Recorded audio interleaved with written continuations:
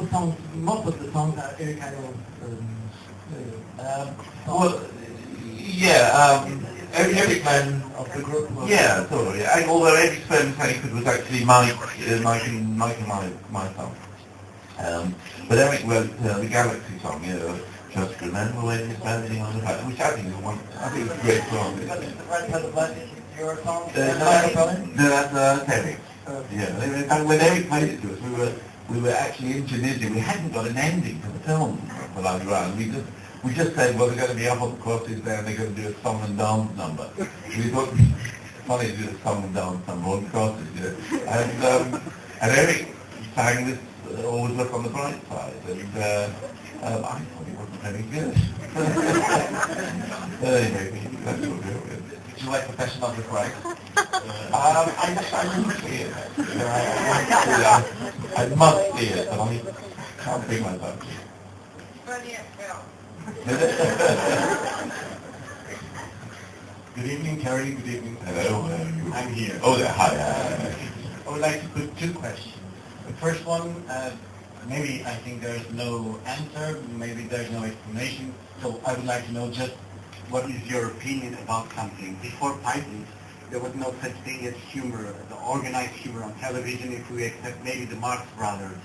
And after, everything that was done was kind of copying the same style, the same ideas, but as I think, never with the same style, the same intelligence, and never the same success. So, what is the possible explanation in your view to this? Because still today, 40 years later, as you say, the humor that's being done is always based on Monty Python. We always look on something that is coming back from the Monty Python. So it's a bit funny that 40 years later, there is no such thing as a new idea that put the Pythons in an old museum. This is my first question. The second one, how do you feel about being here and maybe elsewhere in the world where you go and still talk about the Python? Wouldn't you like to tell us something about what you've been doing for the past 40 years? Thank you. Well, the first question, see, I didn't quite see it, really. I didn't quite understand it because, I think about, if you look back to the 18th century, you've got Lawrence Sterne writing a book called Tristan Shandy, in which he has a chapter heading saying a chapter in which nothing happens, and then he has several blank pages. I mean, it's absurd humour. You've got Rabelais writing absurd humour in the 16th century in France. I think there's always been absurd humour going on, and that Python was just trying to tap into that humour and trying to do it for television. I'm sorry, it was not totally absurd. It was a kind of satire to a political situation or to a social reality. It was not totally absurd. It had some strong connection with everything around. Python satire, it was never sort of aimed at specific targets in a way. It was all generalised satire. So it was more sort of like... Mr. Macmillan felt like that? Well, yeah, I think the trouble with satire, see something like not the 9 o'clock news or City Image. I don't know whether you do those shows. Yeah. I mean, they have specific political targets. And in Python, we never had any specific. We occasionally mentioned Reginald Maudling or something, but it wasn't actually criticising policies. It was just. I don't know, became a figure of fun. So it was very generalised sort of satire, I guess.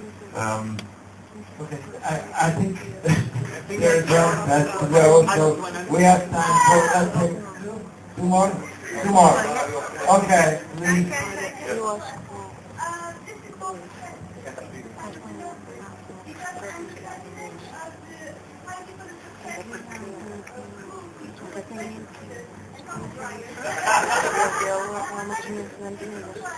Okay, No machines are harmed in the course of this play.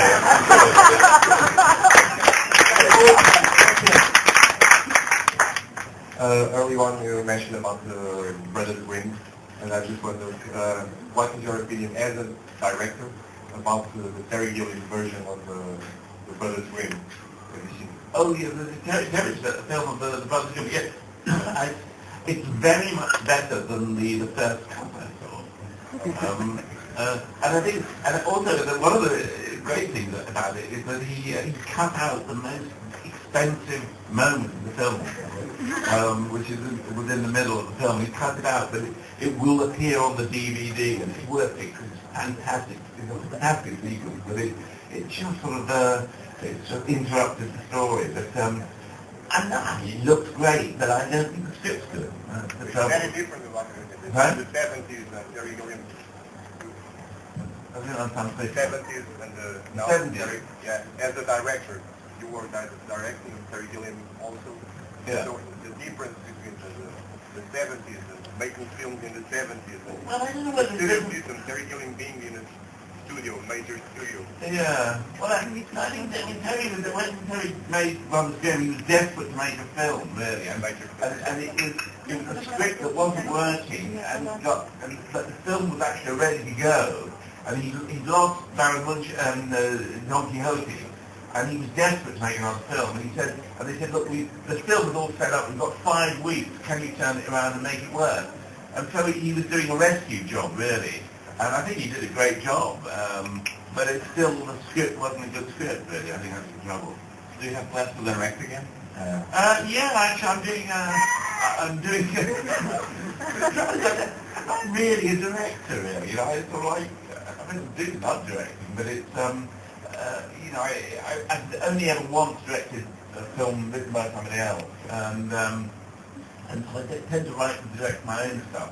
And I just haven't written anything that works for a while, you know.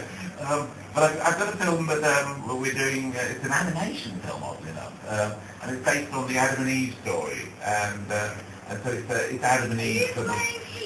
Oh, no, I'm not actually. Little AD, it's just Adam and Eve bitching. Well, Adam wakes up with an erection. It starts with Adam saying, "Oh my God, Eve, what happened?" And she said, "Well, the serpent, it's swollen, my God, you can stuff it in the night." So it goes on with that. Okay, so I would like to thank Terry very, very much of everybody, and well,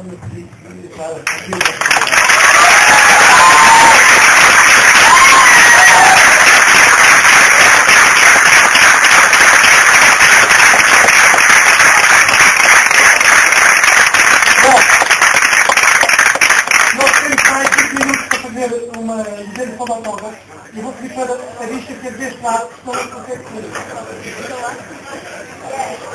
Tem que fotografar o copo bem. O Manel.